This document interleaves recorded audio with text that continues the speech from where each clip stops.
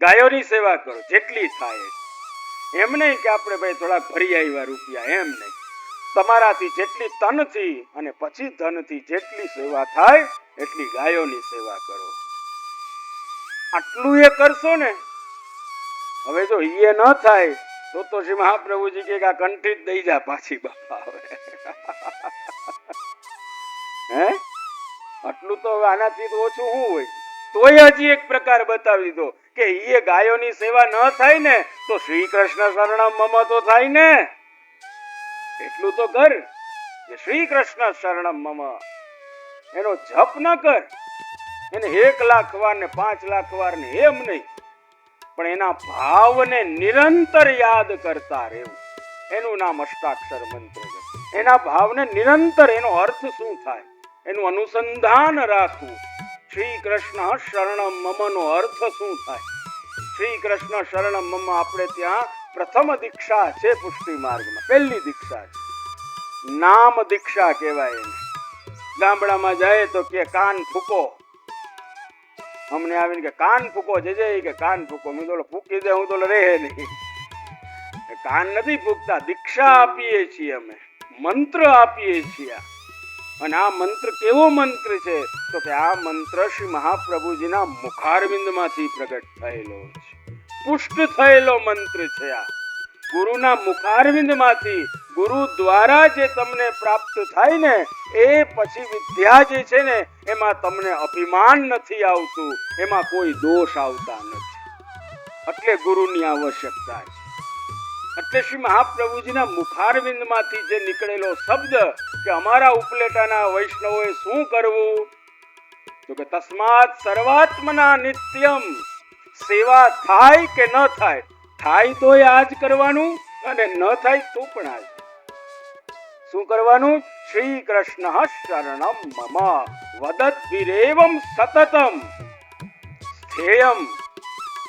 સતત એનું સ્મરણ રાખવાનું છે. તો આ શ્રી કૃષ્ણ શરણમ મમ એટલે શું? તો શ્રી મહાપ્રભુજી આ જે મંત્ર આપ્યો ને એનો અર્થ શ્રી હરિરાયજીએ કહ્યું. શ્રી હરિરાયજી એમણે આ શ્રી કૃષ્ણ શરણમ મમ એટલે શું એમણે એનો અર્થ કર્યો. બહુ સુંદર મજાનો નાનો એવો ગ્રંથ છે, પણ સમજવા જેવો છે. અને એમણે શું અર્થ કર્યો કે શ્રી કૃષ્ણ શરણમ મમે, ત્યાં અષ્ટાક્ષરો મંત્ર. આ અષ્ટાક્ષર મંત્ર છે શ્રી કૃષ્ણ શરણમ મમ. સમજા? આપણે ત્યાં 2 દીક્ષા છે, એક અષ્ટાક્ષર અને એક પંચાક્ષર. એક છે અષ્ટાક્ષર ને બીજું છે પંચાક્ષર. તો અષ્ટાક્ષર છે ને એ તમે મનમાં ગમે તે અવસ્થામાં બોલી શકો છો.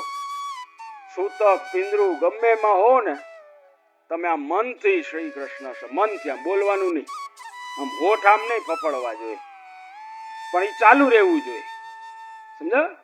તમે ગમે તે અવસ્થામાં, તમે રાત્રિના, સવારના, રોડમાં ચાલતા ચાલતા, દુકાનમાં બેઠા હો ત્યારે, ખેતી કરતા હો, તમે પાણી વારતા હો, શું કહેવાય, પાણી વારવા જાઓ ને ત્યારે પણ આ થાય. પણ આનો અર્થનું અનુસંધાન રાખવાનું. કોઈ પણ મંત્ર જે છે ને એને અર્થ સહિત એને સમજીને કરો, એમને એમ નહીં.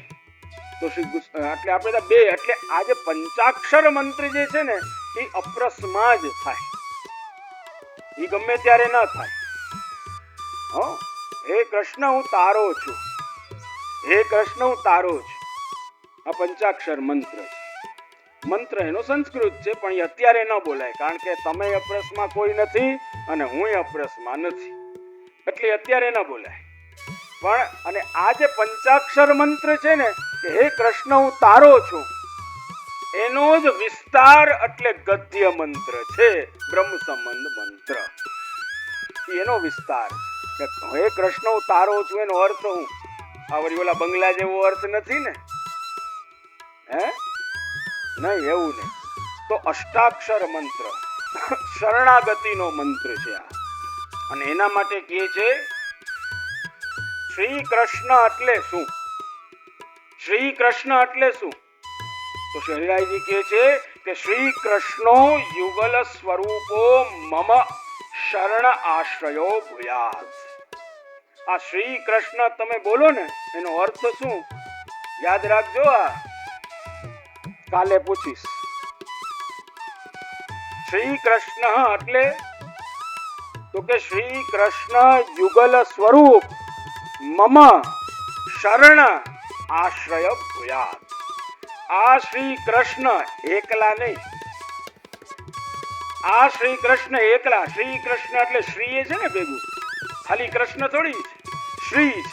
તો શ્રી નો અર્થ, શ્રી કૃષ્ણ નો અર્થ શું થાય?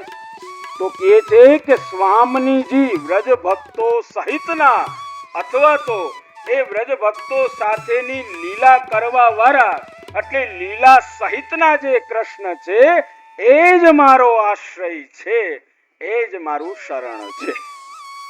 આ શ્રી કૃષ્ણ છે. એટલે તમે શ્રી કૃષ્ણ બોલો ને એમાં ઠાકોરજીનું સ્મરણ થઈ જાય, સ્વામીજીનું સ્મરણ થઈ જાય, વ્રજની પુષ્ટિ લીલાનું સ્મરણ થઈ જાય અને વ્રજ ભક્તોનું પણ સ્મરણ થઈ જાય.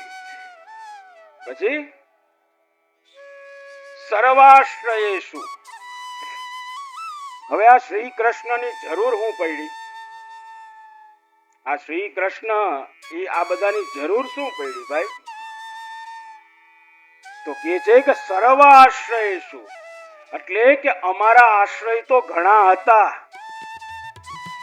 અમારો આશ્રય તો, આશ્રય એટલે શું? શરણ. શરણ એટલે ઘર. શરણ એટલે શું થાય? ઘર. અથવા તો જો આપણે આશ્રય નો અર્થ સમજવો હોય ને તો આપણા પગ. આ પગ હવે અત્યારે આપણે ઊભા થાય કોના આધારે? પગના આધારે.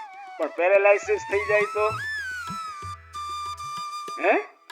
તો હવે જો જેને આશ્રય માન્યું છે ને, આપણે જેને આટલા સમયથી આશ્રય માનીએ છીએ એ બધામાં પેરેલાઇસિસ થઈ ગયું છે. એ ગણાવે પેરેલાઇસિસ ક્યાં ક્યાં થયું છે ને એ ગણાવે છે કે એ તમે આધાર લેવા જાશો પણ એ અંગ તમારું કામ આવશે નહીં. કોણ કોણ છે? તો હવે શરીરાજી કહે છે દેહ એટલે આપણું શરીર, તાર પત્ની અથવા પતિ, ભોગ એટલે લૌકિક ભોગો, બંગલો, ગાડી, ધન વગેરે, પુત્ર એટલે દીકરો કે દીકરી જે કઈ કયો, ભાતૃ ભાઈ, મોટો ભાઈ હોય કે નાનો ભાઈ, એ બધા, પિતૃ પિતૃ એટલે પિતા વગેરે એ બધા, ભગિની એટલે બેન વગેરે. જોજો કુટુંબ, કુટુંબ આપણું ભાઈ તકલીફ આવશે તો આપણું કુટુંબ છે ને બધા જોજો ઈ કે સાથ આપશે. આ બધા પેરેલાઇસિસ થઈ ગયા છે એ બતાવે છે. કુટુંબ, પછી ગૃહ ઘર, પછી વિત્ત, વિત્ત એટલે પૈસા, પછી પશુ. હવે ઈ સમયમાં પશુ હતા, આ સમયમાં નોકરી ધંધા છે, સમજે ને? પશુ. પછી ગ્રામ ગામ, પછી દેશેશુ દેશ. આ બધા શિથિલેશુ.